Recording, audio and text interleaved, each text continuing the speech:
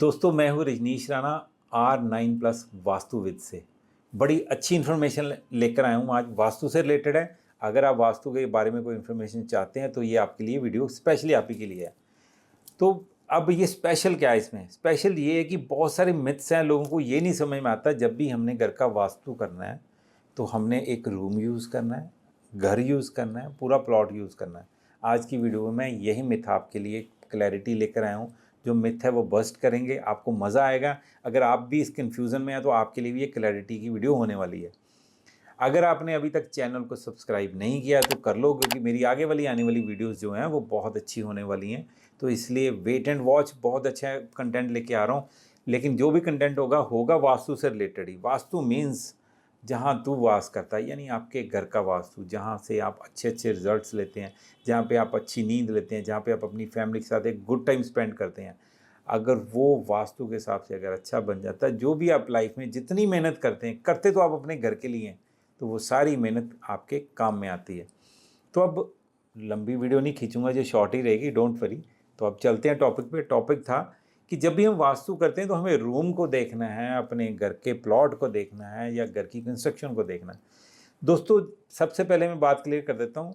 जब भी हम घर का वास्तु करने लगते हैं, मान लीजिए आपका एक प्लॉट है, 20 मरले का प्लॉट है। अगर आपको मरले नहीं पता, मान लेते हैं 500 गज का प्लॉट है। अब ये तो हो नहीं सकता कि 500 गज के प्लॉट के अंदर हम पूरी पूरी कंस्ट्रक्शन कर दें।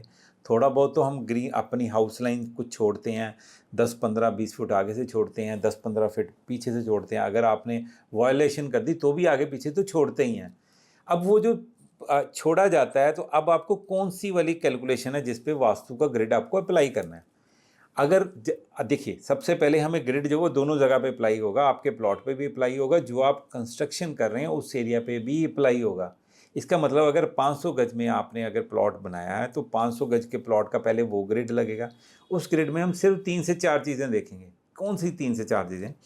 सबसे पहले हम देखेंगे कि आपके घर का जो मेन गेट है, वो गेट जो आपकी सड़क पे खुलता है, वो कौन से जोन में आ रहा है, वो पोजीशन कहाँ पे होनी चाहिए। पहला पॉइंट ये आ गया, क्योंकि वही डिसाइड करता है कि आपकी लाइफ में कितनी अच्छे अच्छे इंसिडेंट्स होंगे।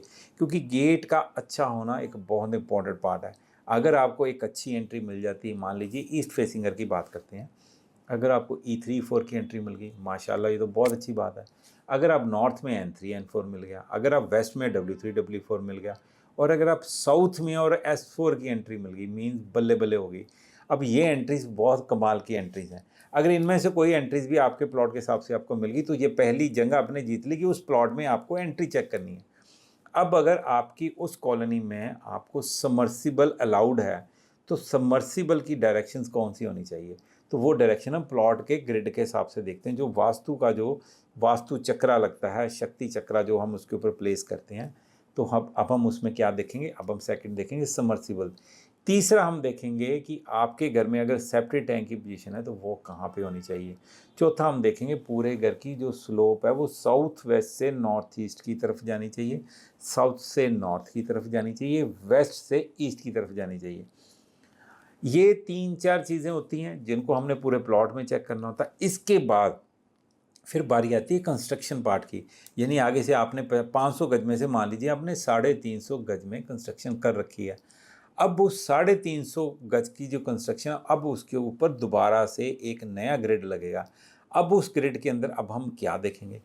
अब इस ग्रिड के अंदर अब हम सारी चीज़ें देखेंगे। सबसे पहले शुरुआत करेंगे घर की एंट्री से, कि क्या आपने वो E3-E4, N3-N4, या आपने W3-W4, या आपने S4 एंट्री, कौन सी एंट्री उसमें एक्टिवेट करी है। सबसे पहले एंट्री देखेंगे, फिर देखेंगे आपकी साउथ ईस्ट में किचन आ रही है कि नहीं आ रही। अगर नहीं आ रही तो क्या हमने उसको नॉर्थ वेस्ट में शिफ्ट कर दिया है। फिर हम देखेंगे नॉर्थ कितना अच्छा आपने करा है। नॉर्थ ईस्ट में आप क्या लेके आ रहे हैं? कहीं गलती से टॉयलेट तो नहीं आ रहा? नॉर्थ ईस्ट में आप मंदिर लेके आ रहे हैं। साउथ वेस्ट में गलती से टॉयलेट तो नहीं आ रहा? साउथ ईस्ट में गलती से टॉयलेट तो नहीं आ रहा? नॉर्थ में तो नहीं गलती से टॉयलेट आ गया? ये सारी चीज़ें अब हम चेक करेंगे कंस्ट्रक्शन के पार्ट में। अब उस कंस्ट्रक्शन के पार्ट में बहुत डिटेल्स चीज़ें होती हैं। मैंने एक वास्तु का कोर्स भी बनाया हुआ है, मैंने उसमें सारी चीज़ें डाली हुई हैं। अगर आप उन वीडियोस को देखेंगे तो बहुत अच्छे से आपको समझ आ जाएगी। लेकिन अभी मैं ये बता रहा हूँ कि जितनी कंस्ट्रक्शन आप करेंगे तो कंप्लीट वास्तु हम उस कंस्ट्रक्शन के एरिया के हिसाब से देखेंगे। लोग क्या करते हैं, पहले ग्रिड लगा लेंगे पूरे घर का, उसी ग्रिड के हिसाब से कंस्ट्रक्शन देखना शुरू कर देते हैं और वहीं पे गलती होती है।